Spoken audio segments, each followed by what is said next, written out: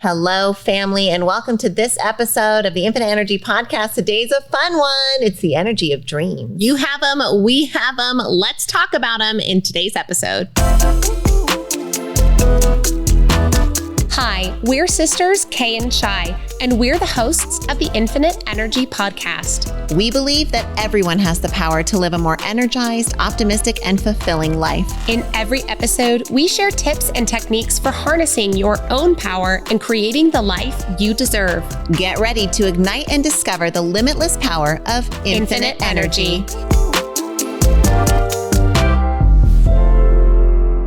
We're just going to go ahead and get this out of the way because before the episode, we were being sister geeks. And for some reason, saying the word dreams as drems is really funny. Yeah. So now you guys are in the family too. Welcome to the energy of drems. The energy of drums. Drums. Oh, we're talking about dreams. Sometimes they feel like drums. Let's call them drums when you forget them, right? Because most of us have drums all the time. And I always ask the kids when I have to wake them up for something, I say, were you having a dream? And they go, mm-hmm. And I go, what was it about? And you can just watch the process we all know, the process where you're grabbing and grabbing and grabbing, but it's flying away. And I always say to them, is it flying away? And they say, yeah, it is. So those are your dreams, but hopefully you remember some of your dreams because those are what we want to talk about today. So let's dive into a couple of definitions here for the energy of dreams. All right, our definitions of the word dream, we've got two of them for you today. The first one is a series of thoughts, images, and sensations occurring in a person's mind during sleep. So literally those dreams, or if you forget them, your drums. And then number two, a cherished aspiration, ambition, or ideal. So your waking dreams, your conscious desires, the wants of your heart. We might do at a later date an episode on that second definition. Today, we're going to talk mostly about the literal meaning of dreams because it's something that fascinates both of us. And if you've done any study on dreams, it likely fascinates you as well because there are theories as to why we dream, but science doesn't actually know specifically why we dream, and even broader, actually the specific reason why we sleep. So it's kind of this really cool human mystery. But from his history up until present moment, there's been a lot of emphasis on dreams. And as Kay said, we all have them. We all remember some of them. And most of us have a handful that have impacted us throughout our lives. Now, there are three primary theories that come forward when we think about and start talking about dreams from a scientific sense. Now, the first theory is the memory consolidation theory. Now, this theory suggests that dreams play a role in memory consolidation, which is the process of strengthening and integrating newly acquired information into long-term memory.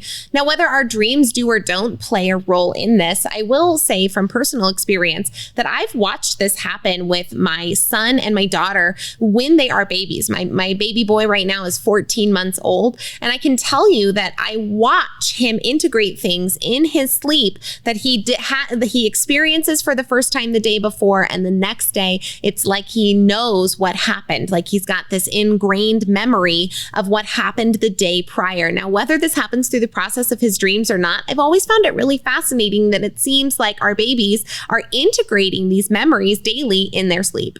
Right. We know from that broad perspective that while we sleep, processes are scrubbing our brains and body. And so this theory is telling us that dreams really are kind of a byproduct of our brain doing its maintenance, doing its scrubbing, filing and organizing all of the information that it took in through the day. And our conscious mind that's in there floating around happens to get to experience some of it in a random collection of images and sensations. Now, the next popular theory is the emotional processing theory.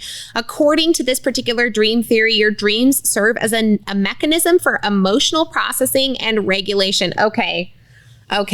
Now let's talk about some personal experience here, gang. Like, y'all ever had a stress dream?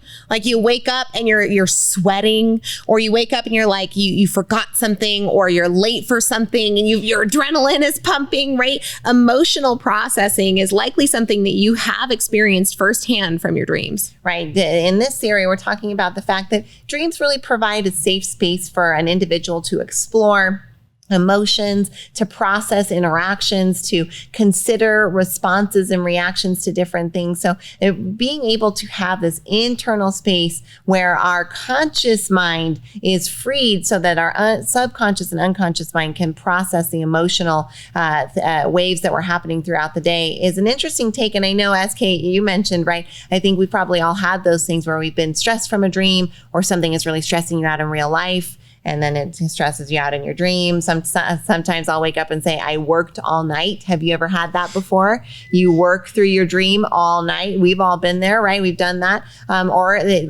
when we used to serve for years and years, we still get stressed server dreams, right? Emotionally processing what it's like to deal with the onslaught of guests at a squeeze in. So I can see the validity here on this theory. Now, the final theory that we bring forward is the problem solving and creativity theory. This theory proposes that dreams facilitate problem solving, creative thinking, and innovative insights.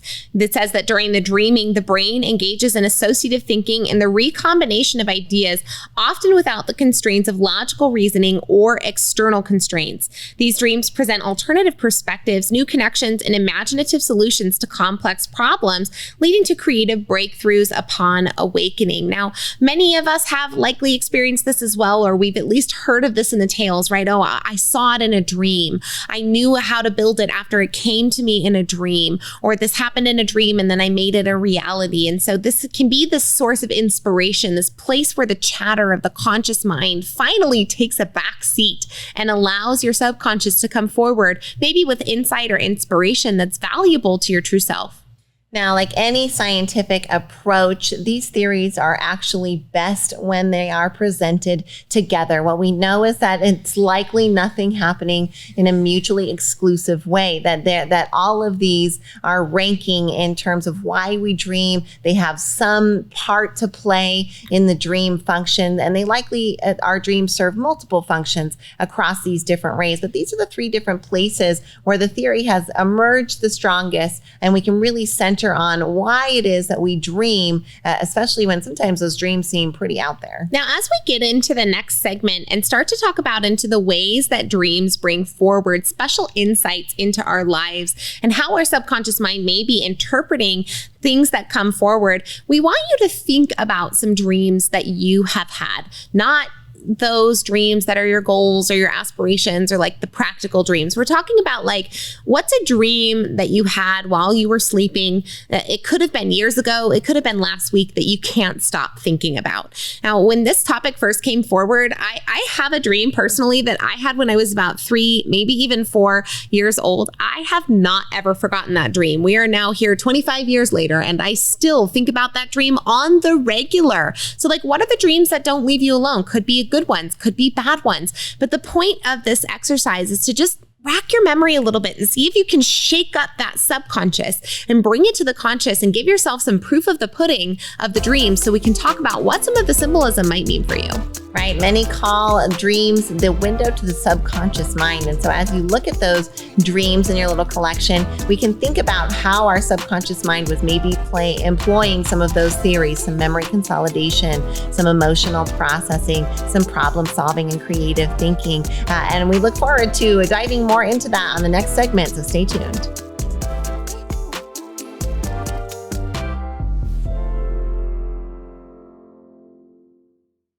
We're talking leadership this week, and one of the organizations we are so proud to be at the helm of is the Neuroencoding Institute. We got to co-found the Neuroencoding Institute alongside Dr. Joseph McClendon III, amazing world-renowned neuropsychologist and incredible mentor and teacher. If you're at all interested in learning more about what the Neuroencoding Institute does and what it can do for you, please visit neuroencoding.com.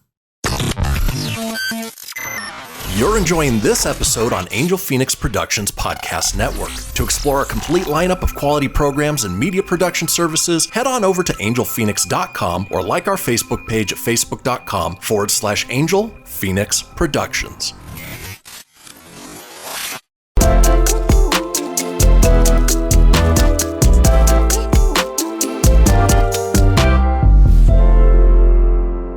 Now, Now, the language of dreams is such an interesting landscape because it is very dimensional, because the human experience is dimensional, right? And then dreams don't have any constraints of matter. So they get to have the human experience overlaid with zero laws of nature, and voila, you get some real weird stuff in that mixture. The first one being, you may find in your dreams that they can be full of symbolism and metaphor. Right. They often present scenarios, objects, or people that can carry a deeper meaning. They can represent repressed desires, unresolved conflicts, maybe emotionally impactful things that you experience throughout the day or earlier in your life. Like our ability to analyze and interpret these symbols can often reveal for us hidden aspects of our character that weren't aware to us before. Sometimes it's about when you wake up asking yourself the reflective question of, was there something symbolic in the actions or the images that came to me in that particular dream? Now, there was a time where Shyla and I were really heavily involved in the operational overwhelm, if you will, of the restaurant companies, as well as trying to balance some outside projects. And we were pretty darn overwhelmed, Shy. Mm-hmm. I'm not sure if you remember, but at the time I was having a recurring dream. Do you remember? I do. Yeah. Do you remember what it was? No, not off the top of my head, but I remember the recurring dream. I was having a recurring dream at the time of a tidal wave. It didn't matter where I was. I could be at a hotel. Right. I could be at a beach. We could be driving on the road, but I kept having this recurring dream of a tidal wave. And as we kept asking myself of, what does this mean? What is the symbolism here? It really helped me to understand that I needed recalibration. We needed recalibration in regards to our work life in order to make things more balanced, so that I wasn't feeling crushed emotionally and by this onslaught of operations that was happening. And this was really translating into my dream. So sometimes being able to look at the symbolism in your dream and say, what does it mean, can maybe give you an insight to emotions that you aren't willing to look at when you're waking. Similarly, I had a dream a couple of years ago while we were navigating some interesting business partnerships, relationships, some dissolving, some emerging. Just really, there was a complex kind of geography of business relationships that we were navigating. And I had a very vivid dream. It wasn't reoccurring. It was only once. It only needed to happen once for it to stick with me so heavily. But Kay and I were on a landmass, and we were getting to an island, and we were navigating a singular sandbar from the landmass to the island, and on either side were massive sharks, and they were very dangerous, but we weren't in danger. And I knew if we stayed on the sandbar, I knew if we stayed on our path that we could swim with the sharks without getting eaten by the sharks. And I knew that when I woke up immediately, there was no question in my mind. I knew that this was the symbolism of what we were navigating, the literal dangerous waters that we were navigating from a business sense, knowing that there was a route to the island, but it was narrow and we had to stay on it. And it was a narrow route. We did stay on it, and the sharks are still in the water, but we're doing pretty good. We're on the island. Yeah. We made it from the landmass. Now, okay, the next way that dreams can help us to express is through emotional expression. Now, maybe you've had a dream where, maybe you've had a dream before where your lover cheats on you and you see it. Have you ever had this dream, huh? How good do you feel with real life lover when you wake up after seeing dream lover?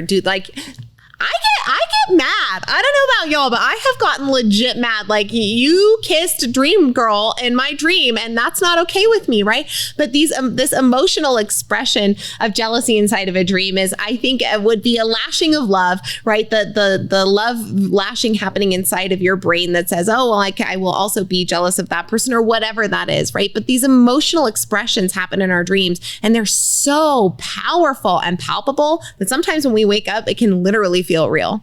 Another one is our unconscious thoughts and desires. So our dreams can help reveal those, right? When we're sleeping, we don't have the mental constructs of your personality kind of filtering things for you. And so the subconscious is able to just fast process and present things in a way that isn't filtered through that prism. And so the impulses that can come up aren't consciously recognized or acknowledged in our waking time, which means that dreams can often provide that ground. Maybe you've had the dream where you're the one cheating, and you feel sick to your stomach in that dream, and you wake up and you are just so emotionally relieved. Oh my God, I didn't make that terrible bad mistake, right? Like, I bet for those of you who've been married long, like I have, you've had a couple of those where you're like, even in your dream, you're like, what the hell am I doing? What am I doing? And then you wake up and you're like, oh my God, thank God, right? But who knows where that comes from, whether it's an emotional expression, whether it's the randomness of the subconscious or some repressed desire. This is one of those things that it demonstrates to us that there is no mental construct of your personality when it comes to your dreams expressing. Nope, none at all, which is why your dreams can even pull from both your personal memories and, get this, collective memories. Yes, dreams often incorporate fragments of both personal memories and experiences, as well as elements from collective memories and cultural influences. So you may have had a dream where you're like, what the heck? You wake up and you're like, I've never seen that flower in my life. And then that afternoon, you're reading a book and it's like, wow, it's this Isis flower that comes directly from the Nile in Egypt. And that's important. And it sets you off on this path. And it allows you more self-discovery. So we can bring in, dreams can even pull in symbolism that's important for you that comes from collective memory, from subconscious collection when you're out and about in your day and in your world, and then present them to you in a time that makes sense for you if you're actively asking the question of, what does it mean? We know this is reflected because you've probably had the experience of like watching a show right before you go to bed. Like a show that's really intense. Did you not dream about that show, right? Yeah, of course you did, right? Oh, the level of Game of Thrones, like dreams that I've had. We would have to say we can't watch it right before bed because a lot of shows are just too intense, and then you take it to bed with you, right? And you're dreaming in that, and you're kind of stressed about the characters and things, right? So you got to find a different time to watch it. That would be a perfect example of just that kind of collective memory, right? You're having this experience on behalf of others, but it's emotionally impactful for you. And so that's expressing later in your dreams. We also have that problem solving and creativity piece, that window into the subconscious, right? This is where the subconscious is getting able to be really creative. There's some famous stories of folks dreaming up the formula, right? The breakthrough comes to them in a dream. The title of the book comes to them in a dream. So having that ability to have a creative breakthrough during the sleeping space is one of those ways that people often say dreaming is the window to the subconscious mind. In our final segment, we're going to get into a little bit of the historical and cultural significance of dreams across different civilizations. Stay tuned.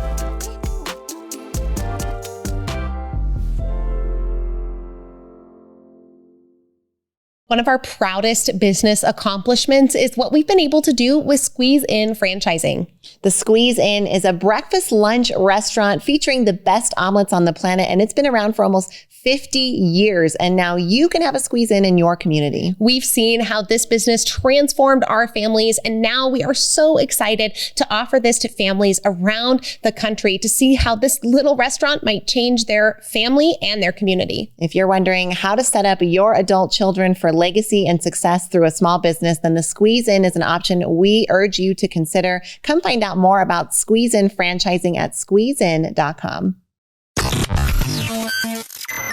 You're enjoying this episode on Angel Phoenix Productions Podcast Network. To explore a complete lineup of quality programs and media production services, head on over to angelphoenix.com or like our Facebook page at facebook.com/Angel Phoenix Productions.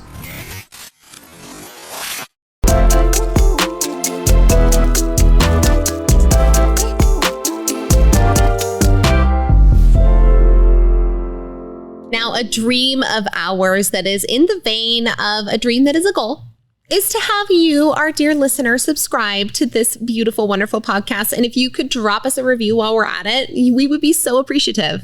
And while you're doing that, let's just, we haven't even talked about any songs that have dreams in them. Okay, so we got Dream Weaver. Okay. We got A Dream Is a Wish Your Heart Makes. You're on it. We got Dreams, Dreams, Dreams from Tangled. I got some dreams. I got some dreams. See, I for some reason, I'm only thinking of that one Fleetwood Mac song, and I can't think of anything but the. So that song. Yeah. But it's called Dreams, right? Okay. Well, and then what about Aerosmith? Dream on, a dream on, right? a popular subject for songs. Hopefully that got you enough time to hit that subscribe button, maybe leave a comment or a review. Let's get back into the history of dreams, because it turns out it's been fascinating human beings for literally thousands of years. I mean, how could it not? Before there was any form of imagery outside of our minds, before there was paint on the wall, before there were pictures on the canvas, before there were movies on the screen, there were dreams in our minds. And what a trip, right? Like that is the most vivid experience that you get. I think the second closest thing that I get to that level of immersion is probably inside movies and TV, when it's not actual life. And so what a different thing for people to experience. Now, one of the places that really found dreams as a central part of their culture was ancient Egypt. Now, dreams held great significance in ancient Egyptian culture and were considered a form of divine communication. Egyptians believed that dreams were a means for the gods to reveal their will and to provide guidance, which is interesting because as we've layered over, it can be that creative problem-solving space where the answer comes to you in a dream. Now, where more primitive cultures are looking for to make connections between real-world occurrences and divine intervention, they might say that problem came to you from the divine source. I think it's fascinating to look at how the ancient Egyptians considered dreams and treated them. They believed in the concept of prophetic dreams, right? So really thought that some people had the ability to have dreams that would foretell the future or future events. They also had a complex system of dream interpretation, often consulting priests or dream interpreters known as mystagogues. That's pretty cool. Right? I like that one a lot. Now, dream interpretation in ancient Egypt involved analyzing symbols and actions and emotions within the dreams, as well as their potential connection to the waking life or to future events. Now, we're not saying that the ancient Egyptians were right or wrong in this, but maybe there is some validity here for you to start doing some self-examination on your dreams as you have them and as they may have meaning for you. Now, the ancient Greeks also found a lot of meaning within dreams. Dreams played a prominent role in the Greek culture as they were seen as messages from the gods or reflections of the dreamer's psyche. Right. In ancient Greece, there's even a god, Morpheus, for dreams, right? So there's a whole realm, a sleep realm, the god Hypnos, where, of course, you recognize that from being hypnotized. That's where that word comes from. That's the god of sleep. And then his son, Morpheus, is the god of dreams. And then we have Phantastos, the god of fantasies. So there's this realm of dreams and sleep in ancient Greece that we see. There's a lot that is focused on it. We have Aristotle and Plato, even looking at philosophically the meaning of dreams. And we often have Greek temples being part of looking to bring forward dreams and others in these sleep incubation places. Now let's take a hop across the pond from Greece and bring that over to the Native American tribes. That is a few ponds. Well, it's a pond and a half. Come on now. It's all a pond. Isn't it? Yes. The ocean, right? What we're not getting into that right now. Anyways, Native American tribes found a lot of significance in dreaming. They had rich traditions and beliefs that surrounded dreams, and they considered them a source of spiritual insights and guidance. Dreams were seen as a way for individuals to communicate with the spirit world, ancestors, or with their animal spirits. Native American cultures often emphasize dream interpretation as part of spiritual practices and rituals, which is amazing because we see that the Greeks had places where people would have this dream interpretation happen right inside the temples. There were these sleep incubation places where they would do dream interpretation. We then see the Egyptians have special priests dedicated toward helping with dream interpretation. We then see the Native Americans also having a well-known symbol cultures where their symbols have common meanings and they build structure around pulling things from their dreams. And so this isn't this wasn't isolated to one geographical space. This wasn't something that was taught from one person to the next. Your dreams mean something. This is something that is organically coming or has come organically from humans as we fumble through our world and stumble across these dreams and say, what the heck do these have for us? We can't talk about Native American tribes and dreaming without talking about that symbol. Come on. The dream catcher, right? Something that probably you had one in your room. I know I had one. It was a fun thing you got to pick Still out have one. at fairs, right? My youngest daughter has one. The dream catcher is a Native American cultural symbol that's believed to filter out the negative or harmful dreams while allowing the positive and meaningful ones to pass through. So you hang it in your room, by your bed, so it can be that dream catcher. And as a kid, my dream catcher gave me some comfort when I, about nightmares, like, oh yeah, the dream catcher was like, it was like your cootie shot, right? Like, it didn't do anything, but it kind of made you feel better. And I think that it's a really neat cultural symbol that we get from the Native American tribes. We also know that that many tribes would collectively come together specifically to talk about their dreams. So again, we're seeing from many different cultures that dreams are something that are revered, discussed, analyzed, debated, and philosophized. So whether you're having dreams or maybe you're having drums, we hope that you have had fun coming alongside us today as we talk about the energy of dreams, talking about the energy of the dreams that we have when we sleep, not the dreams that we carry when we wake. And we want to leave you today with the encouragement to take some heed of your dreams. Look, from ancient cultures to modern psychologists, dreams are a source of fascination, but they can also be a source of inspiration, problem solving, and for maybe some creative thinking for your life that can help you to stoke the energies that ultimately help you live the life of your dreams. Hey, there's that word. We hope that this has been a fun episode for you. If you've had some dreams that you want to share, shoot them over your way and, do your best to try to remember those dreams in the beginning. Maybe jot them down, maybe text them to yourself. They can be really interesting for you to have a look at when you're fully awake later. But until next time, please know that this episode comes at you with a tremendous amount of love from your sisters, Kay and Shai.